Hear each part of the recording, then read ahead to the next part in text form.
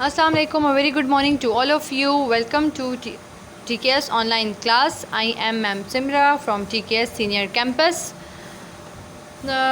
Today's good message is do good for others. It will come back in unexpected ways. Subject science. Okay, before starting the lecture, I will recall the name of the present students. So the present students are Abdul Bari, Lailoma, Muhammad Hadi, Muhammad Hamza, Muhammad Shayan, Warda Zubair and Musawwir Shah. Okay, everybody take out your book in front of you, take your pencil in your hand. हमने chapter number 3 start किया था जो था human body system, ठीक है। उसमें हमने introduction भी पढ़ लिया था, डाइजेशन भी पढ़ लिया था, फूड जर्नी भी पढ़ ली थी। आज हमने पढ़ना है पेज नंबर 19 पे down the hash. Everybody open your book in front of you, take your pencil in your hand. Okay, when we are ready to swallow का मतलब है निगलना। When we are ready to swallow, our tongue rolls a small ball of mushy food called bolus to the back of our mouth. कहते हैं जब हम लोग खाना खा रहे होते हैं, ठीक है, जब आप खाना खाते हो अपने मुंह के अंदर जब आप खाना डालते हो उसको च्यू करते हो आप, ठीक है। वो च्यू होता है, जब चबा लेते हो आप उसको अच्छे तरीके से क्रश कर लेते हो तो वो आपके पास एक सॉफ्ट पल्प फूड में बन जाता है या एक स्मॉल बॉल ऑफ मशी फूड बन जाता है जिसको बॉलस कहते हैं, ठीक है। वो बॉलस जो है वो क्या होता है आपके माउथ से होता हुआ डायरेक्ट जाता है आपके नेक वाले पोर्शन में। There a flexible flap called epiglottis. Epiglottis जो है वो आपके माउथ के अंदर प्रेजेंट होता है, एक फ्लैट फ्लेक्सिबल फ्लैप होता है जिसको एपिग्लॉटिस कहते हैं। Covers up the tube concern to our nose. ये एपिग्लॉटिस जो है वो आपके नोज़ के साथ भी कंसर्न्ड होता है, नोज़ के साथ भी लिंक्ड होता है।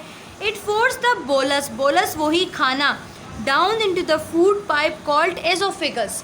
आपका जो फूड पाइप है उसको कहते हैं एजोफेगस। ये बॉलस जो आपका मशी फूड है ये जाता है पहले एपिग्लॉटिस में, एपिग्लॉटिस जो है वो उसको फर्दर आगे पहुंचाता है एजोफेगस में जो फूड पाइप है। The oesophagus is like a stretchy pipe that moves food from the back of our mouth to our stomach. अब एजोफेगस का क्या काम है, ये आपके पास एक स्ट्रेची पाइप है। स्ट्रेची पाइप मतलब स्ट्रेच होने वाला एक पाइप है जो फूड को मूव करता है, कहाँ पर, माउथ से लेकर जाता है स्टमक के अंदर, ठीक है। यहाँ पर आपको डायग्राम में भी बताया हुआ है, ये बोलस है, ये एपिग्लॉटिस है और ये एसोफेगस है, ठीक है। As food enters the oesophagus it does not just drop right into our stomach. Instead, muscles in the wall of the esophagus move in a wavy way to slowly squeeze the wet mass of the food down through the esophagus. जब food enter होता है ना oesophagus में, it does not just drop right into our stomach. जब food जो है oesophagus में enter होता है, ठीक है, इंटर होते ही जब वो स्टमक में फूड लेके जाता है तो मसल्स जो प्रेजेंट होते हैं वॉल ऑफ द एसोफेगस में वो मूव करते हैं और स्क्वीज़ करते हैं, फूड को डाउन करते हैं, नीचे लेके जाते हैं एसोफेगस से होते हुए। It is not something we tell our muscles to do, they just do it as the muscles action called peristalsis. Peristalsis किसको कहते हैं, पेरिस्टाल्सिस का काम है, अब आपके पास यहाँ पर देखो डायग्राम बनी हुई है, यहाँ पर ये एसोफेगस बना हुआ है। एसोफेगस में जहाँ जहाँ तक खाना जा रहा है देखो वो स्ट्रेच हो रही है, उसकी वॉल मसल्स है ना उसकी वॉल्स में प्रेजेंट है, वो स्ट्रेच हो रही है। यहाँ पर आया ये वाला पोर्शन स्ट्रेच हुआ है, यहाँ से होता हुआ नीचे आया ये वाला पोर्शन स्ट्रेच हुआ है, फिर आता आता नीचे यहाँ पर आया तो ये वाला पोर्शन स्ट्रेच हुआ है। इस पूरे प्रोसेस को जो है, ये इस पूरे एक्शन को जो है, मसल्स के जो एक्शन को कहते हैं पेरिस्टाल्सिस, ठीक है। जैसे जैसे खाना जो है वो इंटर होता रहेगा। यस वर्दा जुबैर। मैम अस्सलाम वालेकुम। मैम वालेकुम अस्सलाम जी। मैम आप ये पीछे वाले 2 पेजेस दोबारा से एक्सप्लेन करा सकती है? नहीं, दोबारा से एक्सप्लेन नहीं करा सकती मैं। आप जो यूट्यूब का चैनल है उस पे जाके आप देख सकते हो ये वीडियोस। इतना टाइम तो नहीं होता बच्चे कि एक एक टॉपिक को मैं 2-2 दिन पे लेकर जाऊँ और 2-2 दिन एक्सप्लेन करूँ।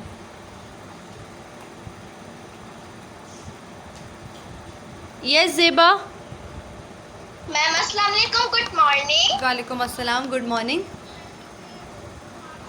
मैम मैंने अभी क्लास ज्वाइन की है। मैम क्या आप जो आप समझा रहे थे वो दोबारा से एक्सप्लेन कर सकती हैं? बच्चे इन शॉर्ट बता सकती हूँ, ज़्यादा डिटेल में एक्सप्लेन नहीं कर सकती। आप यूट्यूब चैनल पे दोबारा से इस लेक्चर को देख लेना, ठीक है।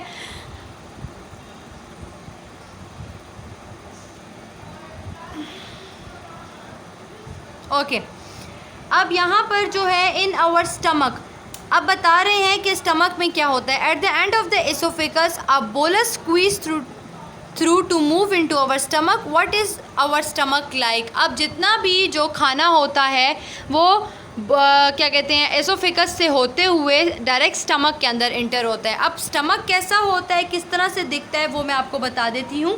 यहाँ पर पेज नंबर 20 पे देखें, यहाँ पर आपके स्टमक जो है उसकी डायग्राम बनी हुई है, ठीक है। पेज नंबर 20 स्टमक की डायग्राम बनी हुई है।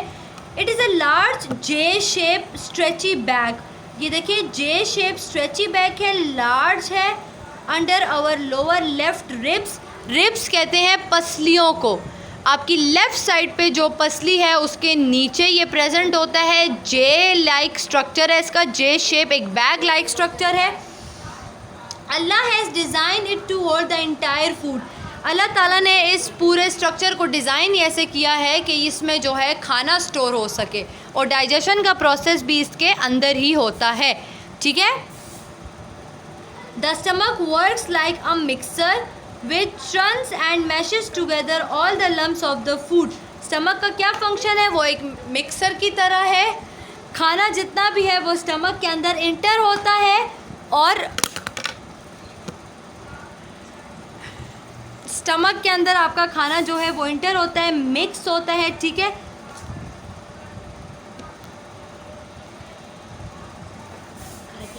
और जितना भी खाना है वो आपका स्टमक में आकर जो है वो इकट्ठा हो जाता है, ठीक है, और मिक्स होता है। It performs it task with the help of strong muscles. आपको मैंने पहले भी पढ़ाते हुए बताया था कि स्टमक की वॉल्स के अंदर जो है मसल्स प्रेजेंट होते हैं। वो मसल्स जो है हेल्प करते हैं फूड को क्या कहते हैं डाइजेस्ट करने में, ठीक है। अच्छा, with the help of strong muscle in its wall and gastric juice released from the wall। Gastric juice का क्या फंक्शन है, गैस्ट्रिक जूस का फंक्शन है कि वो जितना भी खाना स्टमक के अंदर प्रेजेंट होता है वो उसको डाइजेस्ट करने में हेल्प करता है, ठीक है। Gastric juice contains an acid. Gastric juice एक एसिड कंटेन करता है जिसे कहते हैं HCl, that helps in digestion and also kill bacteria that might be present in food। अच्छा, अब आपके पास जो गैस्ट्रिक जूस है उस गैस्ट्रिक जूस में एक एसिड प्रेजेंट होता है जिसे HCl कहते हैं। HCl का काम क्या होता है, वो डाइजेशन में हेल्प करता है। इसके अलावा बैक्टीरिया को भी किल करता है अगर फूड में बैक्टीरिया प्रेजेंट है। The stomach squashes and squeeze food for a few hours squashes and squeeze का मतलब वो उसकी तोड़ फोड़ करता है, उसको क्रश करता है, ग्राइंड करता है।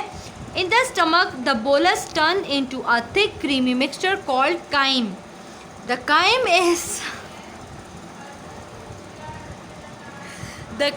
is squirted through an opening at the end of the stomach into the next part of the digestive system। अब आपके पास कायम किसको कहते हैं, ये जो आपके पास बोलस होता है, ये बोलस जब आपके स्टमक के अंदर इंटर हो जाता है तो ये एक थिक क्रीमी मिक्सचर में जो है चेंज हो जाता है, जिसको कायम कहते हैं। कायम का क्या काम है, कायम जो है वो आपके पास एक ओपनिंग बन जाता है at the end of the stomach into the next part of the digestive system, ठीक है। Now comes to the intestine. In the intestine, अब आपके पास इंटेस्टाइन में क्या होता है, ये इंटेस्टाइन का क्या फंक्शन है। From our stomach liquidised food is squirted into a tube called the small intestine. ये आपके पास एक स्मॉल इंटेस्टाइन है। जितना भी खाना स्टमक के अंदर चेंज हो जाता है लिक्विड की फॉर्म में या स्मॉल मॉलिक्यूल्स की फॉर्म में, वो आता है एक ट्यूब के ज़रिए। स्क्विटेड ट्यूब का मतलब है जिग-जैग फॉर्मेशन में आपके पास एक ट्यूब है जिसको स्मॉल इंटेस्टाइन कहते हैं। इस स्क्विटेड ट्यूब से होता हुआ खाना इंटर हो जाता है स्मॉल इंटेस्टाइन में। It is called so because of its narrow passage. Narrow passage तंग रास्ता है। ये देखिए आपको स्मॉल इंटेस्टाइन का नज़र ही आ रहा होगा, एक नैरो पैसेज है, यहाँ से होता हुआ खाना इंटर होता है, ठीक है। इट इज़ वेरी लॉन्ग, बहुत लॉन्ग होता है, about 4 times the length of our whole body. आपकी होल बॉडी से 4 टाइम्स लॉन्ग होता है। इसकी जो लेंथ होती है वो बहुत लंबी होती है, ठीक है, काफ़ी लंबा होता है ये। It is coiled in a series of loop below our stomach. आपके देखें ये लूप की फॉर्म में है, स्टमक से बिल्कुल नीचे प्रेजेंट होता है। इसके साथ लार्ज इंटेस्टाइन जो है वो भी कनेक्टेड होता है।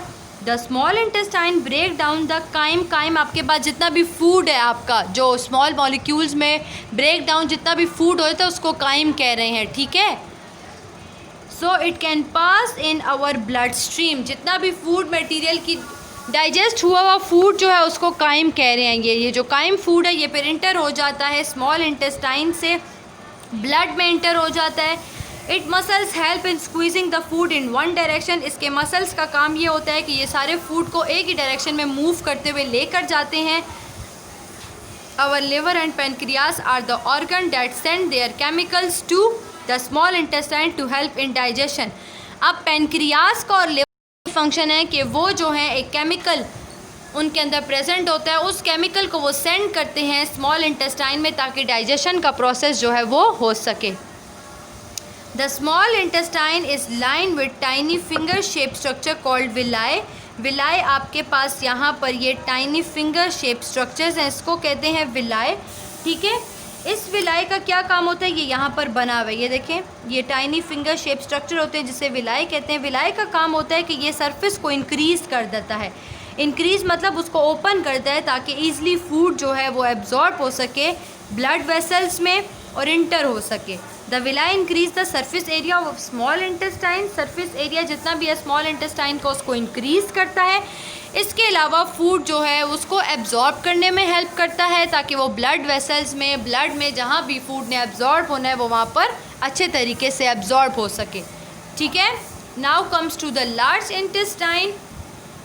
The food remains that our body did not use are pushed into wider tube called the large intestine. Narrow tube आपके पास small intestine थी, wider जो बड़ी ट्यूब है उसको large intestine कहते हैं। ये फूड फिर excretory system से होता हुआ निकल आता है बाहर की तरफ, ठीक है। अच्छा, it takes water and salt from the waste making them more solid. water and salt जितना भी आपकी बॉडी के अंदर जो वेस्ट मटेरियल होता है उसको कलेक्ट करते हैं, कलेक्ट होता हुआ वो जाता है लार्ज इंटेस्टाइन में, ठीक है। The large intestine pushes the solid waste into the rectum. Rectum आपके पास पार्ट ऑफ योर बॉडी है। The very last stop in the digestive system. Rectum में आकर फिर डाइजेशन का जो प्रोसेस है वो स्टॉप हो जाता है, ठीक है। ये आपके पास लार्ज इंटेस्टाइन के बारे में बताया हुआ है। स्मॉल इंटेस्टाइन का फंक्शन ज़्यादा है as compare to the large intestine. If you have any questions, so you can ask from me about the stomach, intestine, small intestine और large intestine. अगर इनके बारे में अगर आपका कोई क्वेश्चन है तो आप मुझसे पूछ सकते हो। अगर बच्चे आपने स्टमक से रिलेटेड, इंटेस्टाइन से रिलेटेड कोई क्वेश्चन मुझसे करना है तो आप पूछ सकते हो।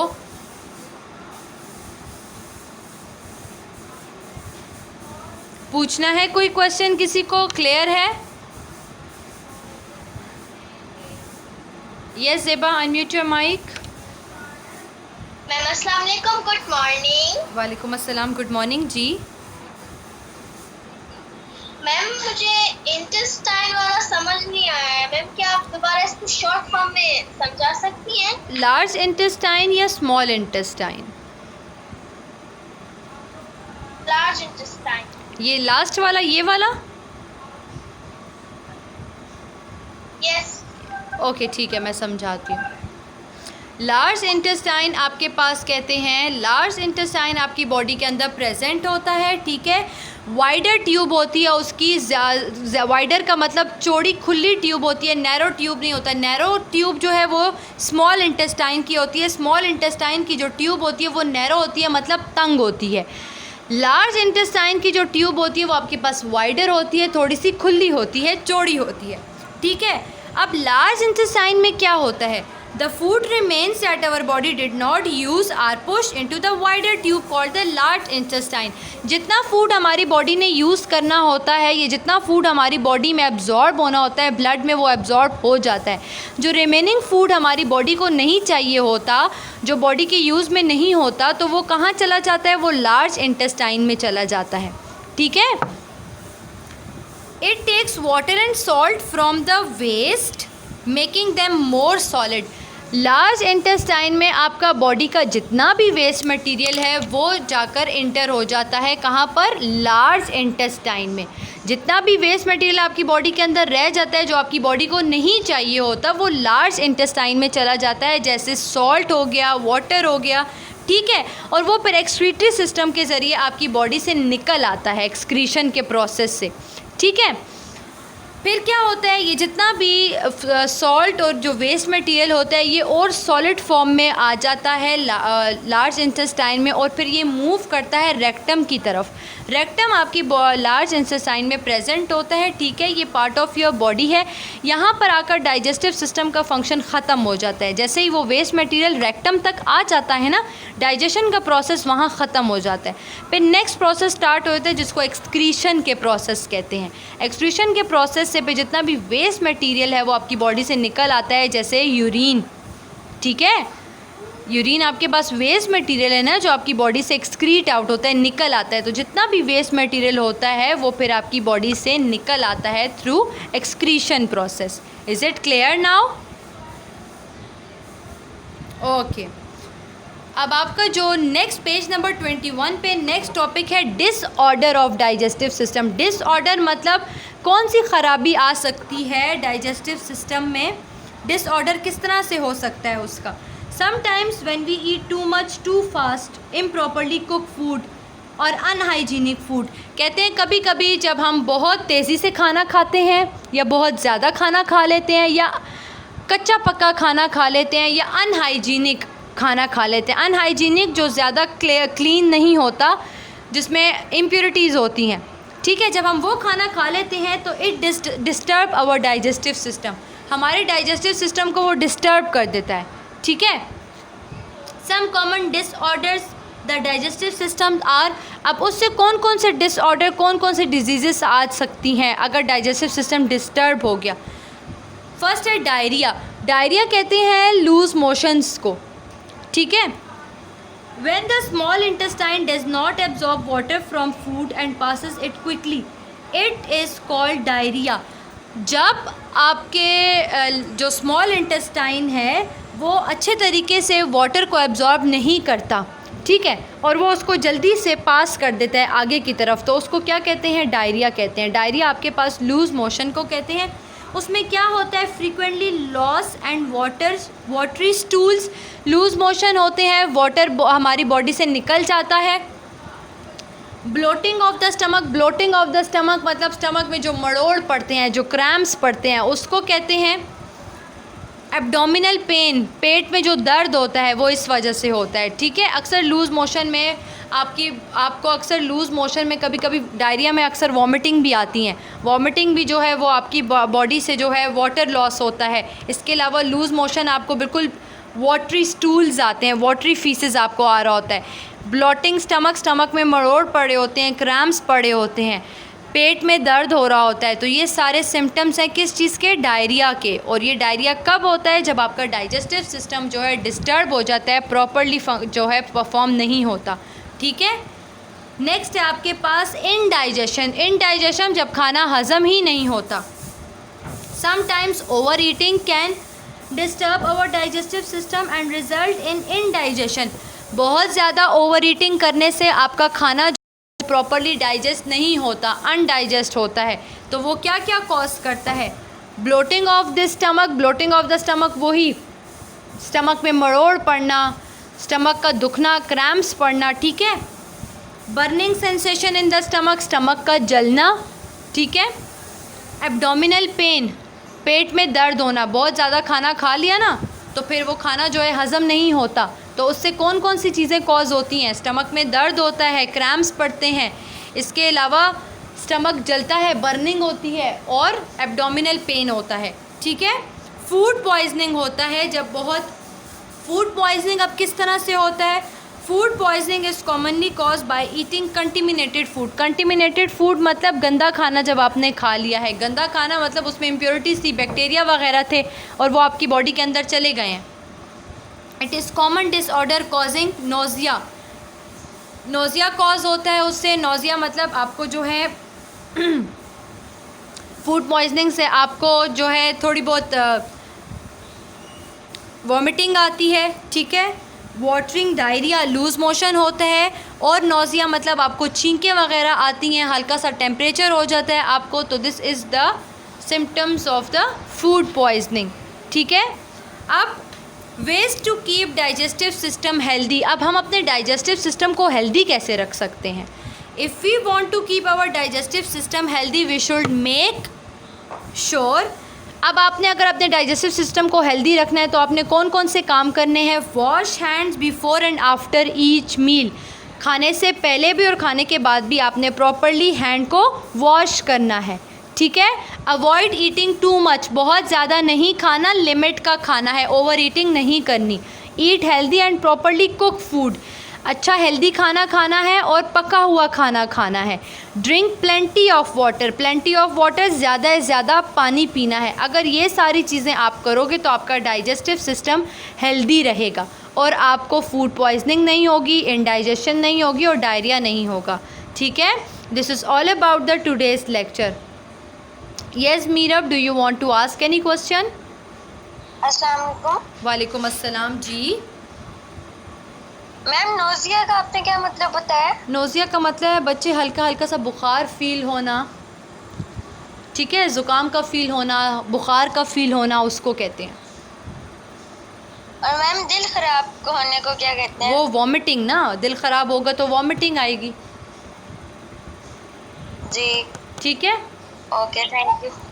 This is all about the today's lecture. मैं आपको होमवर्क सेंड कर दूंगी बच्चे, और आपने होमवर्क टाइम पे करके मुझे सब अपने पिक्चर्स जो हैं सेंड करनी है। ठीक है। This is all about the today's lecture. Thank you, take care, अल्लाह हाफिज़।